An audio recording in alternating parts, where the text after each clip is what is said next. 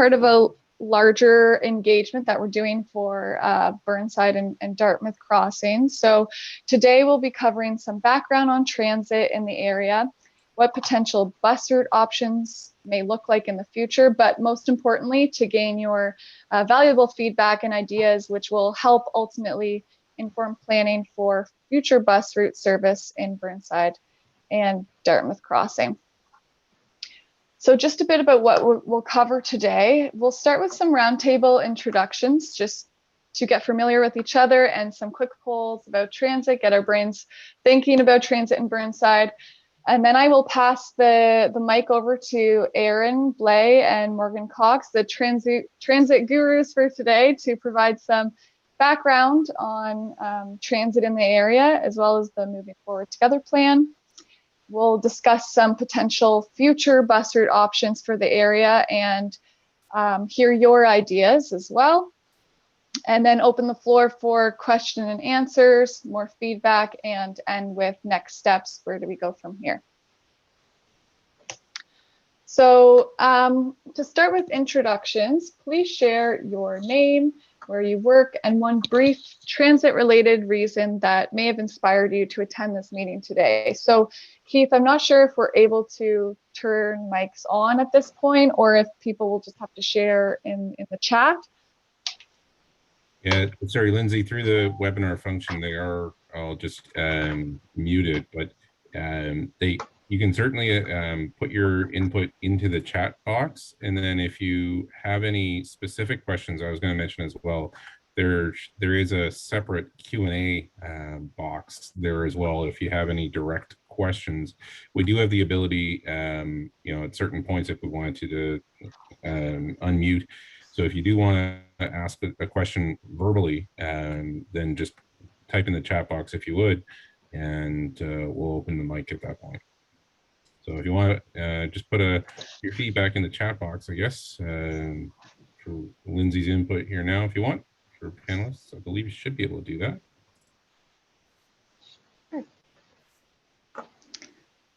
I can introduce myself. My name is Erin Blay, and as Lindsay kindly introduced me, I'm the supervisor of service design and projects at Transit, and that's just frankly a lot of words. That means I get to do all the fun stuff. So myself and our wonderful department, we're responsible for all of the capital planning at Halifax Transit, and as well as the scheduling of routes, including the design of new routes like some of the ones we're going to talk about today.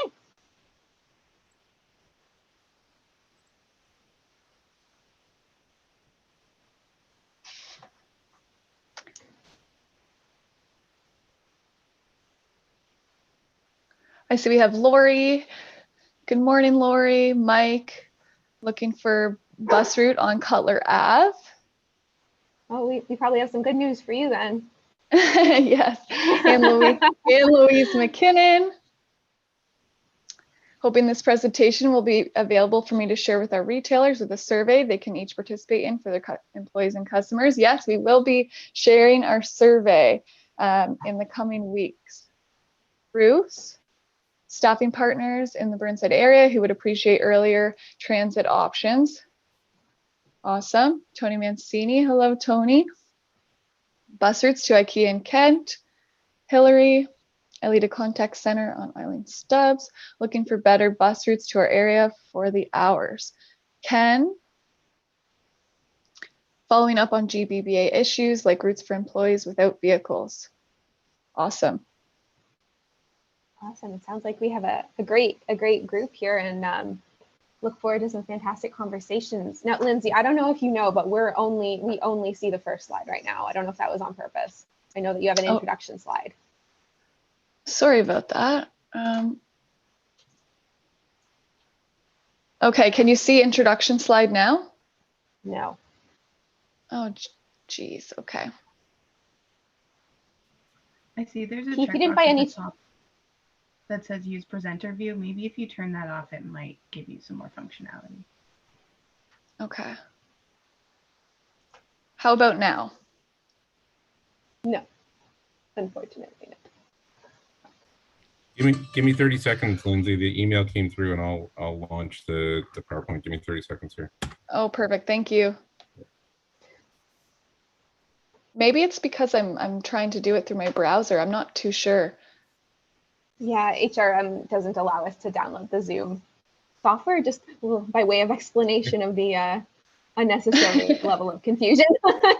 But maybe while we're kind of working through the technical details here, I could give a little bit of background on transit in Burnside and Dartmouth Crossing in terms of the statistics.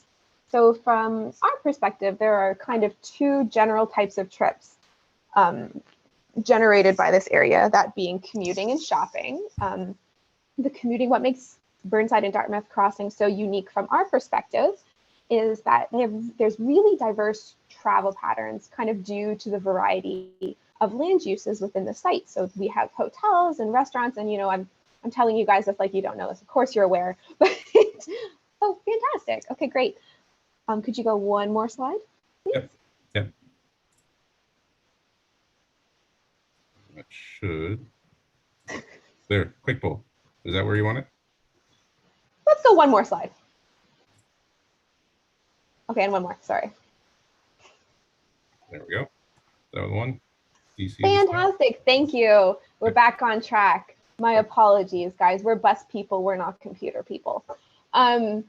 So Burnside and Dartmouth Crossing right now is served by 5 routes directly and about 6 more kind of indirectly, more or less along Windmill Road. We have an average number of boardings of about 1,600 passengers per day. So, theoretically, that's 800 one way, 800 another way, but usually it breaks up a little less evenly than that. And of course, as you're all aware, this area is one of the largest employment centers and destinations within HRM, and so it's very important to us as well as to our customers here at Transit. And as I mentioned before the slide came up, one of the things that makes Burnside and Dartmouth Crossing so unique and challenging from our perspective is that the commuting patterns and the general trip patterns within the site and the demand that we see from our passengers is very different from a lot of other commercial centers in the city, like downtown or some other suburban shopping district where it is a little bit more peak oriented. And yeah, so that's just what makes transit in this area a little bit unique. I don't know if anyone can let me know in the chat box if where you're representing employees and perhaps some clients as well. Maybe you can share with us the routes that you hear about the most often. That would be very helpful for us, and maybe we'll hear more about it towards the end. But if you could please go to the next slide and introduce you to the main routes that are operating within the park now. One more click. Oh, I regret animating it. It doesn't look so good on through the web base. My apologies. So Route 3 is the corridor route and one of the spines of our transit network. This is one of the busiest routes in our entire network, and it is also one of the longest. As you can see from the map here, it travels all the way from Clayton Park up and in through Burnside, terminating on Marketplace Drive. In the longer term, we anticipate building a terminal on the site immediately behind the McDonald's on Windmill Road. So that will be the termination point. Right now, it just lays over on the street there. It has a high level of service. It runs 7 days a week, every 15 minutes at rush hour, 20 minutes during the middle of the day, and 20-minute to half an hour service on weekends. It's a really popular route, and it provides a lot of great service into Burnside, connecting employees and clients to the park. Next click, please. Great, so we have the Route 51 Windmill. This is a bit of a funny route. It's been around for a while, and it serves a lot of different purposes. So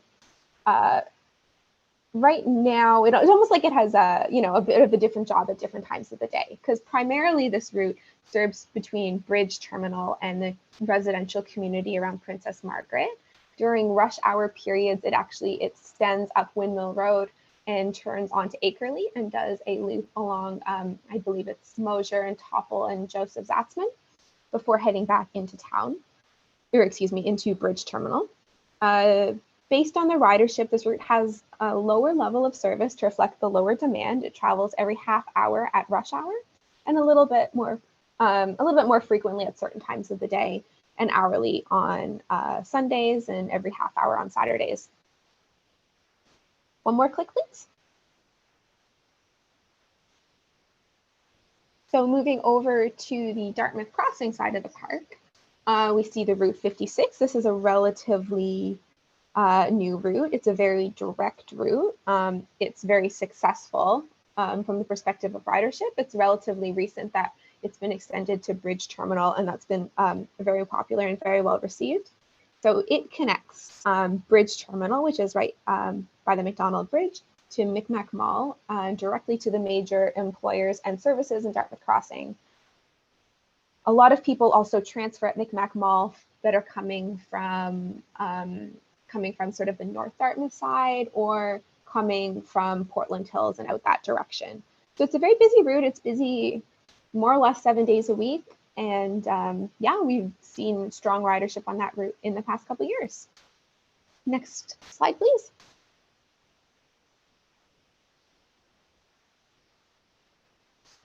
So the Route 64, this version of the Route 64 is relatively new. It's been around for about 18 months now.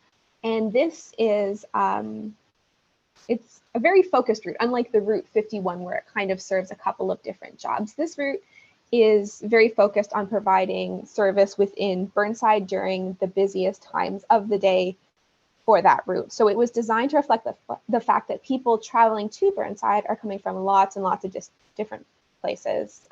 And I mean, you guys don't need me telling you that. So basically, in order to avoid lots of overlapping and inefficient routes within the park, passengers are asked to transfer at either Highfield Terminal or on Windmill Road to get into the park. So within the park, it operates every 15 minutes at rush hour and half hourly, typically half hourly into the evening and in the middle of the day. And again, since it's very focused on the strongest demand within the park, it has a pretty unique schedule. It doesn't offer service on weekends. And finally, one more click, please. We have the Route 72 Portland Hills, or the Route 72 Crosstown.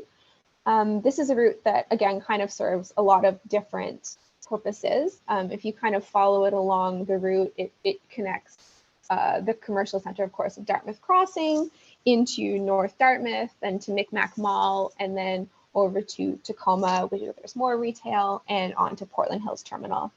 This is a pretty well-used commuter route. I'll say personally, until our offices moved downtown, we all worked out of the Burnside Transit Center. And so this was my, my daily commute. It operates 7 days a week, and with a 30-minute to 60-minute headway. I don't know if anyone had any questions in the chat. Sorry, I can't see it while I'm presenting, but I'll just pull it up really quickly if anyone has any. Oh, no questions. Fantastic. Okay, next slide, please. Quick poll. Do we have that functionality in here now? Is it Keith? Yeah, we do. Yeah. So which one was it that you wanted to raise? Number 1 or number 2? Number 2, please. So where do you see that one popping up? It'll pop up on a launch polling here. Oh, fantastic. So it should be in the view now, and everybody should be take a minute to vote. Yes, if you could take a minute and vote, that's super helpful to us.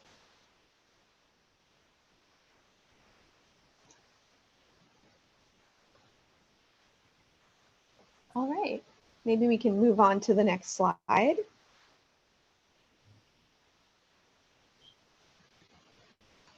Getting a few more. Oh, fantastic. And then we'll be able to share the results from the poll here. So oh, excellent. 8. I think that's everybody. So I'll end here and show you. So we've got about majority coming from Dartmouth, and share results. So here. Awesome. Okay. Yeah, that's consistent with. I have a chart, a couple slides from now, that will kind of, I think, largely is consistent with these results here. But next slide, real quick, if you don't mind.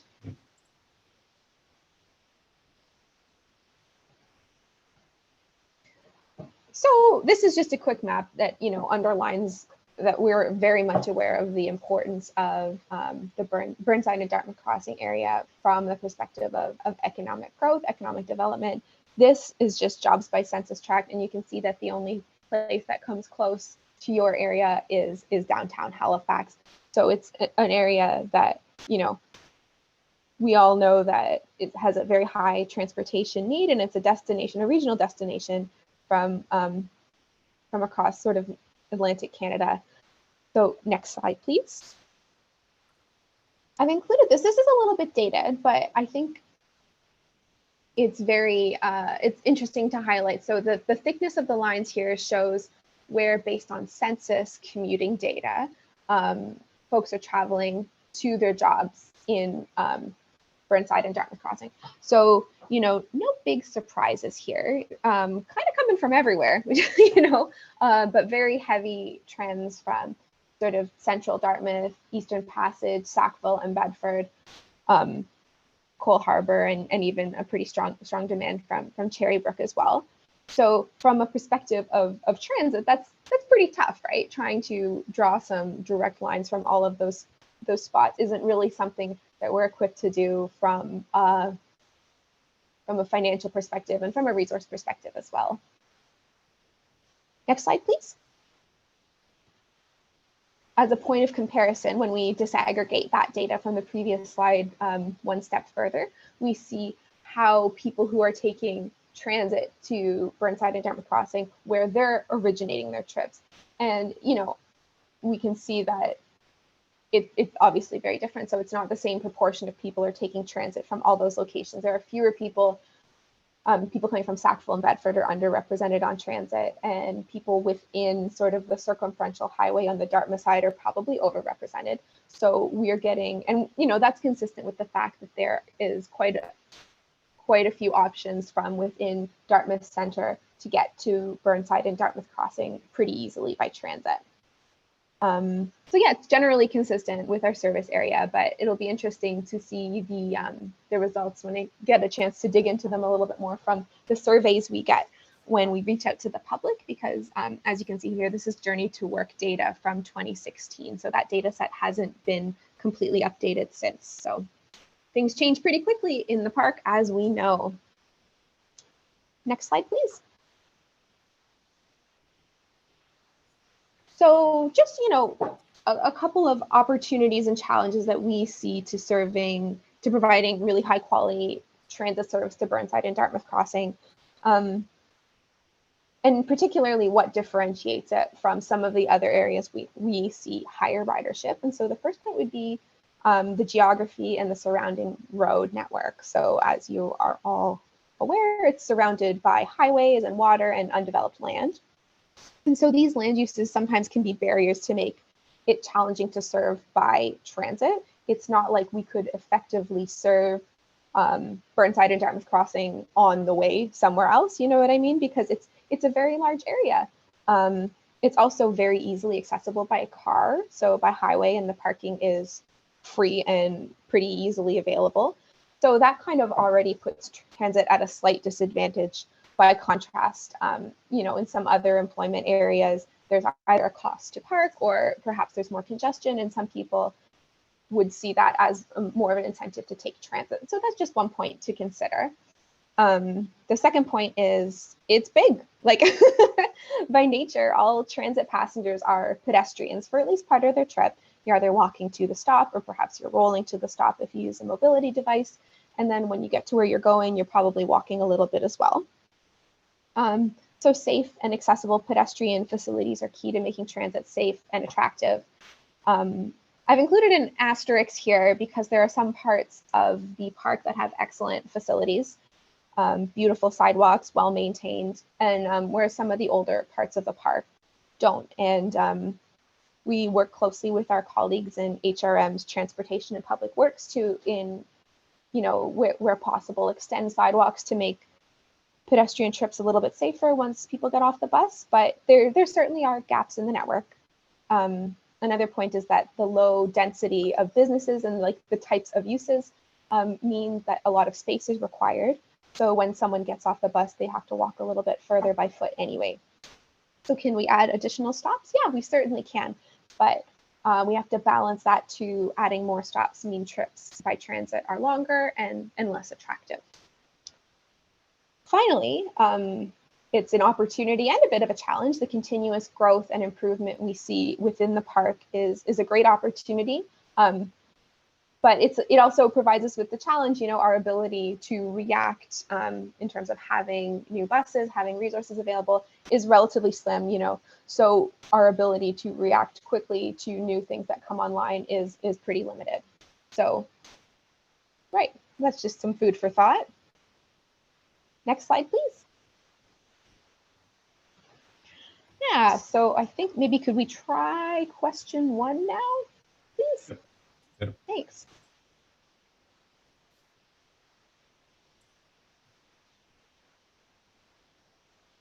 And this is just, maybe you don't have this information available to you, but generally, how many of your employees might ride the bus to Burnside or Dartmouth Crossing?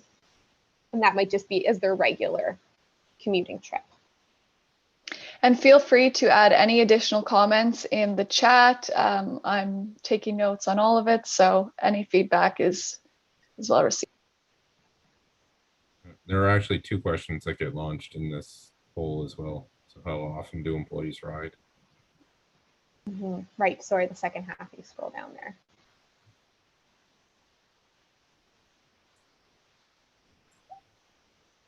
Yep, so we're getting an answer you're seeing. Awesome, thanks so much, guys. 7 of 9, so let's give it another second. 2 more people need to vote. I see some employees don't take the bus or don't ride the bus to Burnside or Dartmouth Crossing specifically. Any insight on that, maybe why? Feel free to also put that in the comments.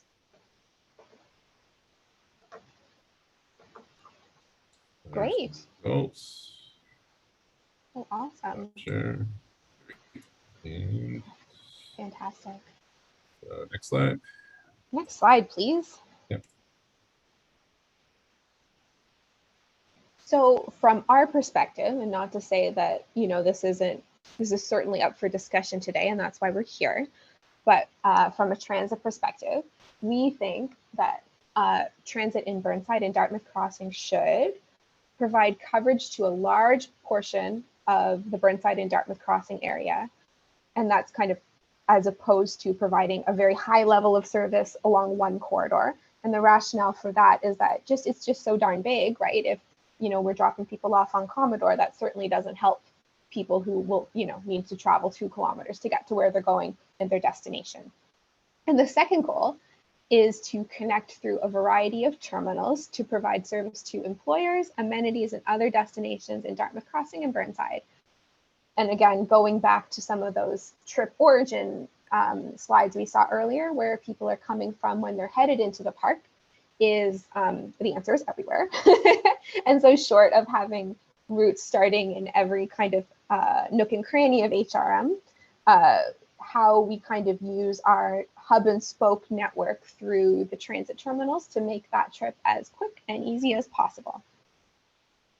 Next slide, please.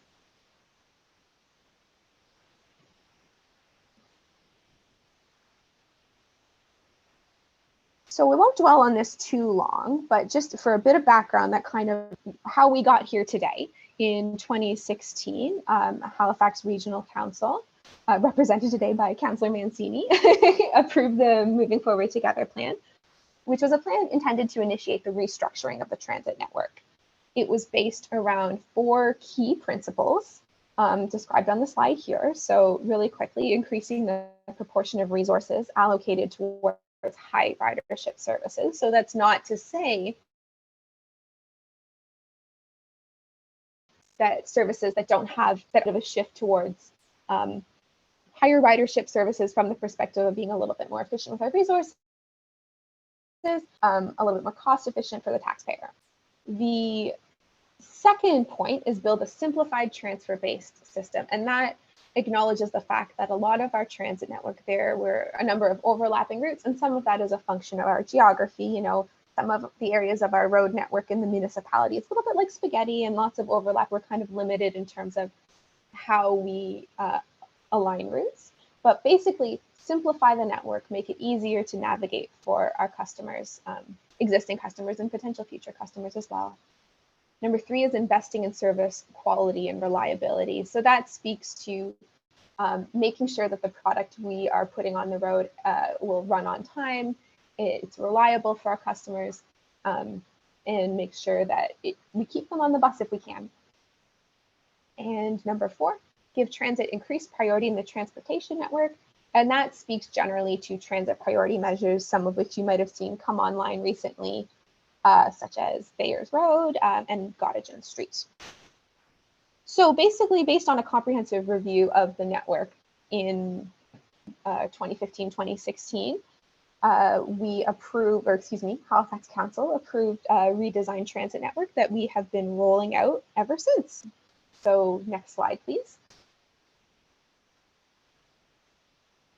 So leading up to the implementation of this plan, conventional transit ridership, so that's just jargon to mean regular scheduled buses. It differentiates it from Accessibus, which is our service for people who can't use regular buses. So our ridership was on the decline. This is similar to trends across all of North America, really. This comes from a few things, probably, to some degree, cheaper gas prices, higher unemployment, and just the fact that us as an organization at Halifax Transit weren't providing the service that was meeting the needs of our existing riders, never mind attracting new ones. So it was a good opportunity for us to reset and better understand our customers' needs. So as you can see from the graph, since the implementation started in 2016-17, there were notable increases, and actually in 2018, 2019, even with only just over a quarter of the new routes implemented, overall transit ridership had increased by almost 5%. This is a pretty big number. It doesn't sound huge, but even an increase of 1% is pretty substantial. So when in 1920 overall ridership increased by another 3%, that includes some of the impact of the COVID-19 pandemic in March 2020. So, we're seeing on the ground the ridership increase. So I do see a question here. Ridership we are now until last week, we were at about 60% recovered network-wide ridership. But since kind of this third wave, I think we're back below 50% at this particular moment, which is pretty consistent with other agencies across the country. So we've heard feedback that due to the growth in Burnside and Dartmouth Crossing since 2016 and since the Moving Forward Together plan was approved, some of what we had originally proposed and some of what's in place right now needs to be reconsidered to make sure we're meeting the growing demand. Next slide. And to your question, Ken, these are average daily boardings by quarter this is all of the stops in Burnside and Dartmouth Crossing. So you can see it's on trend with, so we typically see our highest ridership of the year is in the fall. So you can kind of see quarter by quarter, it varies a little bit, but it is trending upwards until Q1 of 2020-21 when we were all starting to deal with the COVID pandemic. And, it's rebounded. I would say that Burnside has rebounded ridership-wise quicker than a lot of other parts of the network. And I think that's the nature of the employers and the nature of the customers that are using transit in this area. But yeah, as you can see here, Burnside has grown, ridership has grown, and we expect to see even more of an increase when we adjust the routes 51, 56, and 72, which is what we would like to chat with you about today. Next slide, please. All right, as a result of the new and anticipated commercial and residential development within the area, we have a couple of goals in mind, largely being to address the current and future needs of businesses, employees, and residents, improve the transfers between bus routes, and reduce redundant service in the area. So next slide, please. So this is just a quick refresher. This is the network as of today. You can see the Route 56 in green, the Route 72, which travels along Wright and Ilsley and covers a good chunk of both sides of Burnside and Dartmouth Crossing is there in the pink. And the 64 is shown in yellow on Eileen Stubbs and up on Gloria McCluskey as well. And yeah, the 51 is shown up there on Topple Drive in Joseph Zatzman. So this is status quo. This is a service today. And in the next couple of slides, we'll just talk through some of our proposed changes, some of the options we're looking at. And now these are just starting points. This is so far from being written in stone. We'd love to hear what you think. So yeah, okay, with that in mind, next slide, please. So option number 1, could you give it a click 1 or 2 more times, please? So just to point out, okay, a 3rd time. Wonderful, thank you. So the changes here, so the Route 56, the one shown in like that light turquoise, will still continue from Bridge Terminal to Micmac Mall. It'll come up and serve Dartmouth Crossing. And then when it heads back to the highway, like right now where it would turn around and get back on the highway and head back into town, what we're proposing is that it continues up to Wright Avenue. And oh goodness, this is goes Jeanette, thank you, Jeanette, and over down across Wright Avenue all the way to the new Wrights Cove terminal. So this would provide considerably more coverage within Dartmouth Crossing and along Wright Avenue right now. So, and again, this would be half-hourly service, and it would provide a new connection from those people coming down Windmill Road from Sackville or Bedford to get into the park a little bit easier. Excuse me.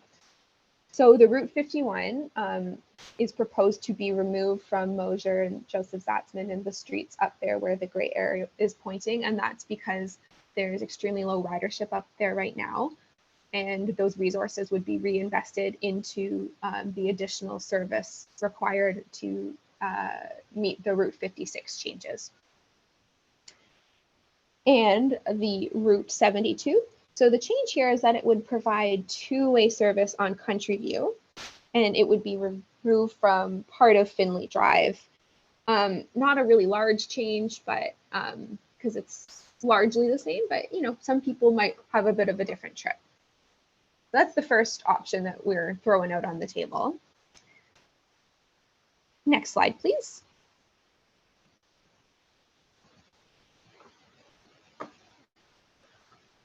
So perfect, thank you. I always regret animation. I don't know why I add animation to my slides.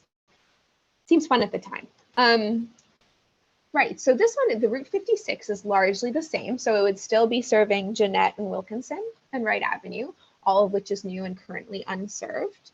The Route 51 would still be removed, but the big change here is to the Route 72.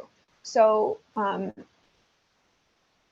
yeah, you can't see my cursor, right? Okay, so the Route 72 is being proposed to travel straight along Commodore Drive, which does not, there's no route right now that travels kind of from end to end on Commodore. So that would be new service. It would travel up through Dartmouth Crossing, so it would still be serving those trips, albeit a little bit differently, maybe on some different streets. And then it would extend up Cutler, providing service to the Kent and IKEA, and turning around on, I think it's Higney Avenue, and looping and coming back down. So it would be meeting a lot of the similar trip demands, but it would not be giving that trip right along Wright Avenue, that kind of straight shot that it does today. Although, as you can see, the Route 56 would be providing that service. So it's not like there wouldn't be any bus service available to people headed there. And yes, Kent, we will absolutely make those option slides available. It'll be part of our public engagement as well. Morgan, did I miss any big, glaring, obvious things? I don't think so. Okay, fantastic. Next slide, please. Quick poll. So this one we were thinking, what time of day? I mean, maps are great and very helpful, but one thing we hear about in Dartmouth Crossing and Burnside in particular is time of day. What time of day do you think needs more service? If you could throw that poll up, that would be great. Yeah, there's actually 2 questions in that one. So what days? And then Even better. what Yeah. time of day? Should be live on the screen now. If everybody wants to chime in with the vote, that'd be awesome.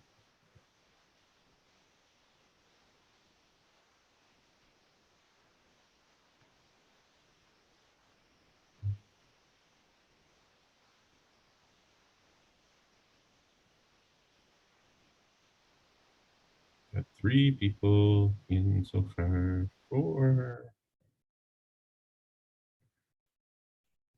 5 of 8, 6. And we'll give it another 5 seconds. It doesn't take long to click a button. Live polling. All right, we got 6 of 8. So share results. So high demand for weekdays and Sundays, but nothing for Saturdays. And then early morning, and then evening, and even some for late night. 1 for late night.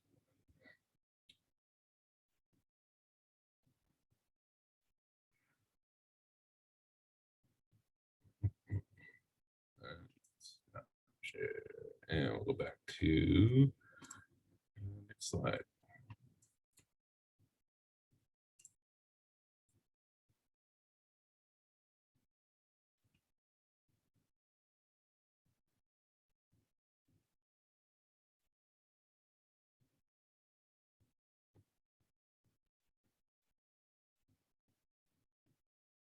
I didn't mute everybody, did I?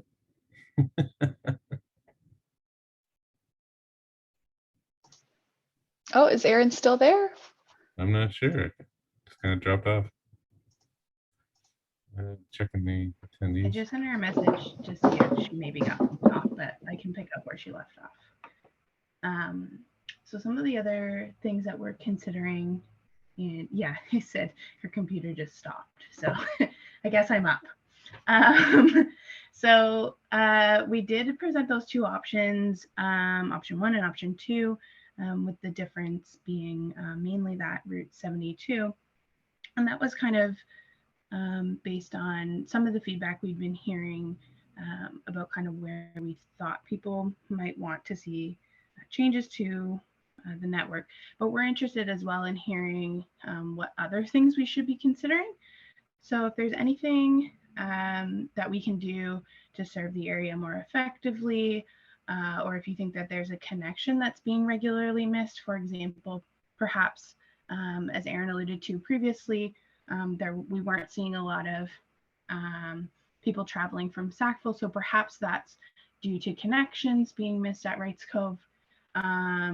Any of those sorts of information would be super helpful to us to know where we can make those adjustments. So we'd ask that if you have any of those to put them in the chat, but we'll also be opening up as part of our public survey, those questions to say kind of what else should we be considering. And we also want to be sure that all of these options consider the current situation and the future growth in this area. So as Erin noted, there is some growth, residential and commercial, expected for this area. So if you're aware of anything that's coming that you don't think we've considered or that we should consider more, then please let us know. And if you think of something outside of this meeting, you're welcome to either share it in the public engagement or send us an email. And I'm sure Lindsay will have that information available for you as where to email to get it right to us. I'll get you to go to the next slide. I think Erin's going to be able to join back in. But this is the same idea. So if you want to throw some things in the chat, we'd be happy to answer any questions about things or hear any things that you'd like to tell us about what we're missing. And maybe we've considered them but haven't included them. So toss them in there and we'll see if Erin gets back in. Oh, my apology, all. I don't know what happened. My computer exploded or something.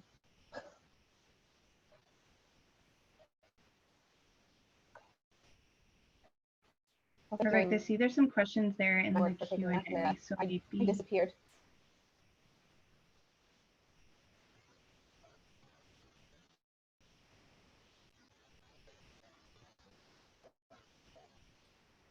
So Erin is in there twice, in fact, with the microphone open, so she should be on.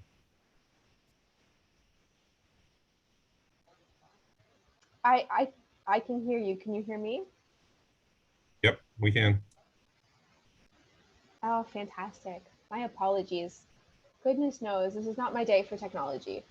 You know, I can't actually see what the questions were. It looks like the questions have, just because I've rejoined, it looks like I can't see the dialogue any longer. I can read the questions out if you want, Erin. So we had one question. Sure, that'd be great, Morgan. We had one question that was about a bus going to the end of Eileen Stub and circling around at Blue Frog campus. I think Okay. Eileen Stubbs is served by the 64, I believe.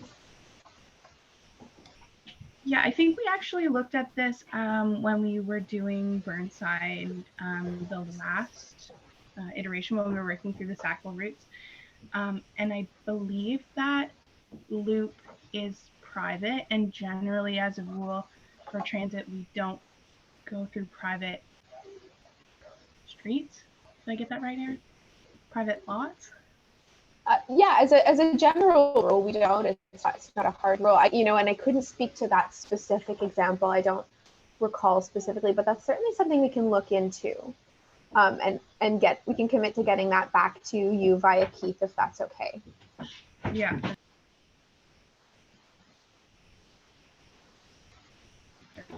The Route 72 is a weekend bus, but it doesn't take employees close enough and result in a long, hard walk on the weekends. So a comment there for sure about weekend service, and also a comment regarding that bus in the Eileen Stubbs area. Yes, no, and certainly. So one of the solutions to that would be increased service on the Route 64, running that on weekends. Definitely, like that would meet that need. But yeah, that's good feedback. Is there any particular time of day on weekends? Maybe.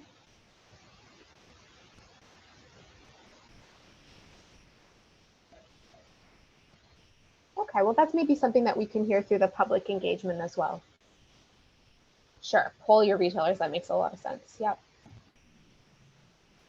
There was another question about increasing better connections between Dartmouth Crossing from Bedford and Sackville, and also a better connection and frequency from the Route 3 corridor up to Dartmouth Crossing.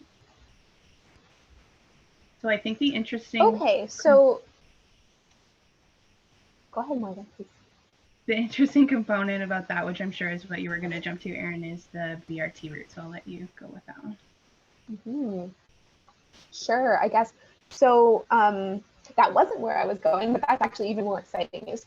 So also approved by Regional Council last year was a rapid transit strategy. So implement higher order transit. So faster, more reliable, more frequent service. Keith, there's a slide in the additional slides section. I don't know if you can see it, where it shows a purple route. It says BRT. So part of the rapid transit strategy included a bus rapid transit route that would serve Dartmouth Crossing and Burnside. I believe it was on, let me see here. And it would provide 10 to 15 minute service all day, almost all day, 7 days. So that would address some of those concerns. In the interim, though, the connection from, let me see here, it's slide 32 of the deck, if you can see that, Keith. So stations are planned for three locations along Commodore. And so that would be an improved connection. And it's similar kind of to how the Route 3 operates today. So it travels across town and connects to Lacewood. In the shorter term, though, in terms of improving connections from Bedford and Sackville, there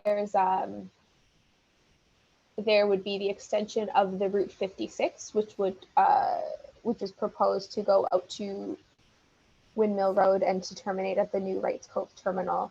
We would that would be a great opportunity for people traveling down the Magazine to transfer to the 56, and that would take them right into Dartmouth Crossing. And that's a connection that's not quite as easy right now. Did I miss anything, Morgan? No, I think that answered those ones. I was just going to see if we could get that purple route up. There we go. Oh, there we go. Yeah. So this is one of the routings approved in the rapid transit strategy. So right now this program is unfunded, but basically, if you can see kind of the thinner blue lines on either side of the purple line, that identifies where there would be bus only lanes, either in one direction or both directions. So as you can see, it would be, bus only lanes for a good chunk of Dartmouth into the park, and service would be more frequent, more consistent over the course of the day. And those stop locations are still kind of to be determined, but we're proposing right now at least one at John Savage and one in sort of closer into the heart of Dartmouth Crossing. Thanks, Erin. I see there was a comment, and it may have been a reply to one of the previous comments about the 72 or 64 on weekends between 8 and 10 p.m. every hour would be fair. Okay, that's actually really good feedback, because the Route 72 is one of those routes that we certainly have seen increased ridership on, and unlike a lot of other routes in our network, the demand is fairly consistent through a lot of parts of the day. A lot of other routes have very low ridership later into the evening, but the Route 72 does carry quite a few people into the later part of the day. So that's really excellent feedback. Thank you. And I think the last comment we had here was kind of a two-part comment, and it is that the future residential growth includes Dartmouth Crossing, which would require bus service along Finley. And the second part, I guess, would be for Lindsay, which is about getting what the timing is of getting this slideshow and when the public hearings would be. So maybe if we can jump back to the slide about engagement, that would be great. Also, thank you very much for your comments and your questions in the Q&A. Those are really helpful, and we'll certainly be looking back at those to try to figure out where to go next. All right, so for next steps, engagement activities. So we had originally planned a number of engagement activities that were scheduled around the city to gain feedback from the public and residents. So that included pop-up events around Burnside, Dartmouth Crossing, and other areas within the city like Bedford, Dartmouth, and Halifax. This would be an opportunity for residents to come visit us at our pop-up events, gain feedback from them on transit in Burnside, but also complete an online survey. Due to COVID, it's thrown a bit of a curveball at us for the in-person event. So we will have to go back to the drawing board on this and think of more virtual options to engage residents. However, we will be sharing an online survey through the public, but also to GBBA. So we'll provide GBBA with the link to share with your members, employees, customers, and sharing all of our engagement materials as well online and through our own social media channels. Also, please let us know if you have any further ideas on how we can better reach your employees, any shoppers, customers, things like that. Next slide, please. So findings from this online survey, as well as your feedback today, it will inform planning for Burnside and Dartmouth Crossing bus route service, and also provide reporting information to key stakeholders, including Regional Council, on public sentiment and proposed service adjustments to Burnside routes. So this is all subject to approval by Regional Council, and these changes may take effect as early as 2022.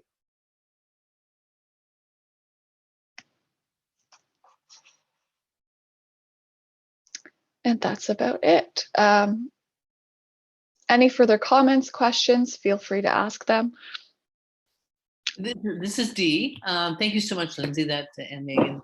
It was great presentation. A couple of things I just wanted to mention. I know you want to do some engagement in Burnside itself. If and when we are able to do so, we are planning, and hopefully things will settle at that point, a garage sale for the end of June. It might be a golden opportunity to put up a table of some kind and have some engagement with people coming in, if of course it is going to be a safe event. If not, obviously we won't be doing it, depending on our COVID numbers, but that's something that we can keep in touch about. The other thing, the GBBA would like to keep in touch with you on a regular basis and maybe have some meetings from some folks on our advocacy committee to talk to you about going forward with the bus route changes and maybe some more comments from our businesses. So if that's a possibility, we would like to be kept in the loop on that. Yes, of course, definitely. That would be super Absolutely. helpful. And great suggestion with the garage sale. I know we're all talking at the same time. Those in-person sessions are so valuable to us, and it also gives us the opportunity. We offer some great programs that we'd like to share with employers when we can too. We offer right now it's a subsidized transit pass program offered through employers. So that's something we'd be happy to chat with any particular businesses about as well, basically offering an annual transit pass to clients at a slight subsidy. So anyway, yeah, so that's something we'd love to do, and in-person meetings are much easier. We can help people plan their trips. Yeah. A lot of routes have changed in the past couple of years, and maybe if transit didn't work well for you in the past, it might work a bit better for you these days. I think because of the nature of Burnside, and then of course we have such a large retail section with Dartmouth Crossing as well. With the nature of that, we're looking at different types of people coming and going. And right now, what we're most concerned about are the employees of the businesses in Burnside. They're the ones that seem to be struggling the most, getting to and from work. And I know these are all things you've already heard, but oftentimes they want to run a back shift, and they can't hire employees unless employees have cars sometimes. So that's what we're hearing. Thank goodness we have lots of free parking in Burnside, but if you have a business and you limit your employees to those who have vehicles to be able to get to and from work, that's an interesting option to have, and not a great one for anyone, in business, especially if it's minimum wage employees, for sure. One other thing, I'm just thinking about it now, another program we offer through our Smart Trip program is actually ride matching. So sometimes we know, particularly if you're traveling early in the morning or on weekends or late at night, transit might not be able to meet your need, but we do offer ride matching service. So if someone is interested in sharing a ride, we can help connect people. We are also in the process of starting a web-based app that we'll be launching into the summer, sort of a soft launch with a full launch in the fall, where it'll facilitate people who kind of work in the same area, identifying people who are making similar car trips, so that maybe we can, if transit isn't going to work for you, if you need to be at work at 6 a.m. on a Sunday, then maybe there's an option there too. That's a good idea. I hadn't heard of that one, so that's interesting. I'd like to learn more about that. Have it sent out to some, to our members for sure.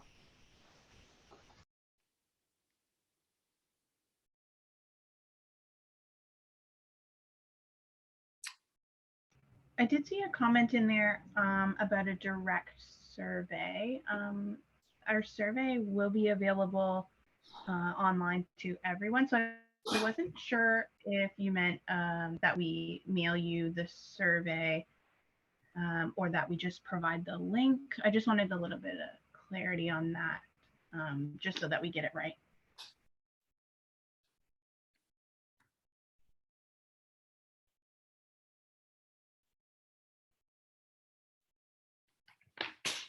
Oh, it's so funny when you do Zoom, you have so much quiet time sometimes and you're not sure where to go with that. Yeah. I'm always checking to see if my computer is still working. Okay. Ken says mail out survey is what he was looking for. Yeah. Yeah, we can certainly. Could definitely can do that. Yeah.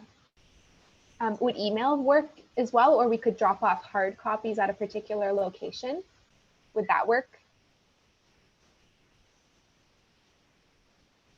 I'm sure it would be helpful. perhaps that would be easier. Yeah, we can certainly, and maybe if we could, if there are any requests, if they, maybe could come through you, Keith. Sorry, I hate to volunteer you, but we can definitely, it's no problem for us to provide some hard copies or a link to the online survey. The more people we hear from, the better. Yeah.